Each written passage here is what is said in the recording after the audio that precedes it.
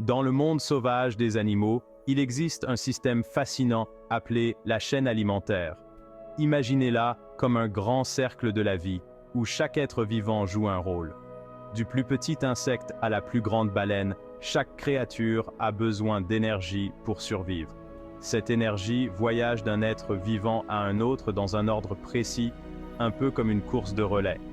La chaîne alimentaire nous montre qui mange qui dans la nature. Elle nous aide à comprendre comment l'énergie se déplace à travers un écosystème qui est comme une communauté d'êtres vivants et leur environnement. Chaque écosystème a sa propre chaîne alimentaire unique en fonction des plantes et des animaux qui y vivent. Mais l'idée de base est la même. L'énergie circule du soleil vers les plantes, puis vers les animaux, et enfin retourne à l'environnement. Alors bouclez vos ceintures, car nous sommes sur le point d'embarquer pour un voyage passionnant à la découverte du monde étonnant de la chaîne alimentaire. Notre voyage commence avec les véritables héros de la chaîne alimentaire, les plantes. Elles sont comme les petites usines alimentaires de la nature, exploitant la puissance du soleil pour fabriquer leur propre nourriture grâce à un processus appelé photosynthèse. Les plantes utilisent la lumière du soleil, l'eau et le dioxyde de carbone de l'air pour créer leur propre nourriture sous forme de sucre.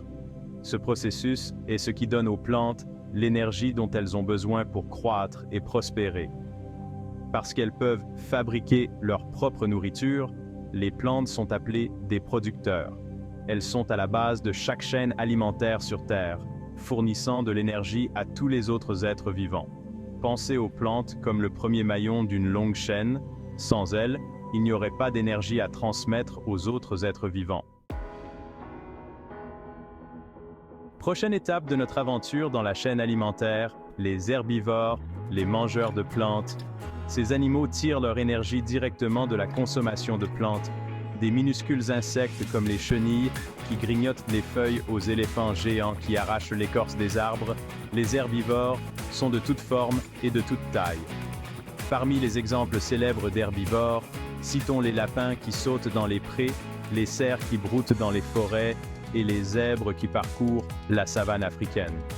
Ces douces créatures jouent un rôle crucial dans la chaîne alimentaire en convertissant l'énergie stockée dans les plantes en une forme que les carnivores peuvent utiliser.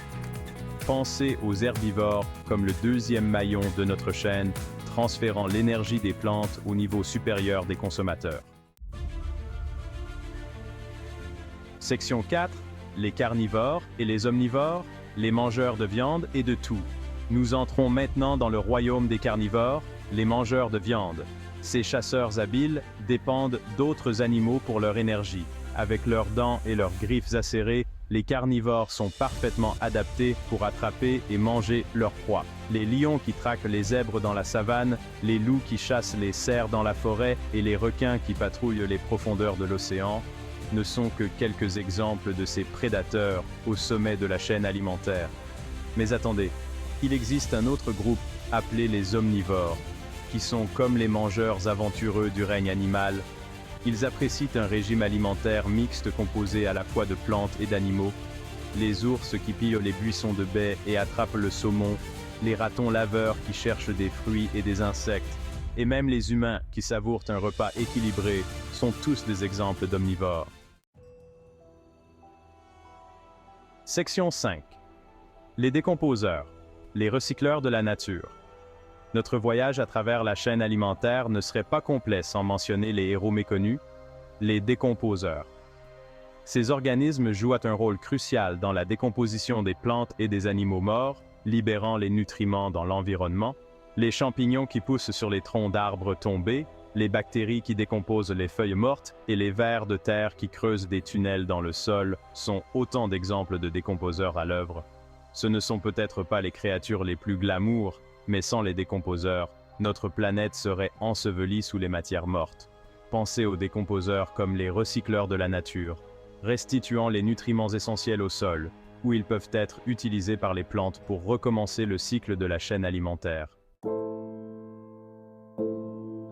Section 6. La toile de la vie.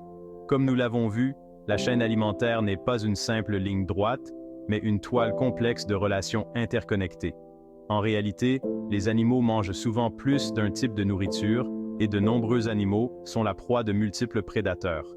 Cela crée un modèle plus complexe et plus réaliste appelé réseau alimentaire. Par exemple, un faucon peut manger un lapin qui s'est nourri d'herbe. En même temps, ce même faucon peut aussi devenir la proie d'un prédateur plus gros, comme un aigle. L'interdépendance du réseau alimentaire met en évidence le délicat équilibre de la nature. Si une espèce d'un réseau alimentaire décline ou disparaît, cela peut avoir des répercussions sur l'ensemble de l'écosystème.